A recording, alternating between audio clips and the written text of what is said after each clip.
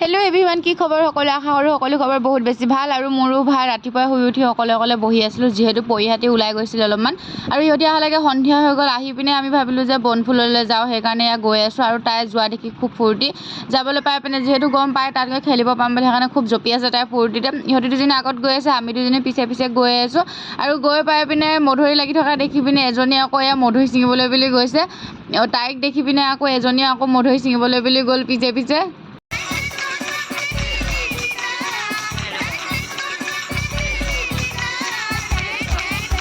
আৰু এইফালেদি মই ফটো মাৰিছোঁ ভাবি পিনে আহিছিলে, ভিডিঅ' বনাইছোঁ ভাবি গুচি গ'ল।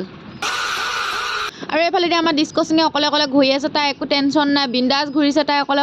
তাৰপিছত এইফালেদি মাকে ফটো মাৰি আছিলে, যিহেতু অলপমান ৰাতি হ'লে মানে ভিউটো মজা লাগে, সেইকাৰণে আমি সন্ধিয়া টাইমত আহোঁ বুলি আহিছোঁ। যিহেতু সেইটো ফটো মাৰিলে নহ'ব গাইছ, ময়ো মাৰিম কেইখনমান। তাৰপিছতে মই কেইখনমান ফটো মাৰি ল'লোঁ আৰু ফটো মাৰি আমি ঘৰলৈ বুলি আহিলোঁ।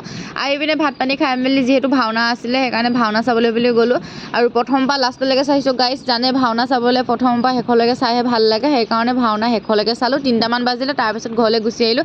নেক্সট ব্লগত আকৌ লগ পাইছোঁ, বাই বাই গাইছ।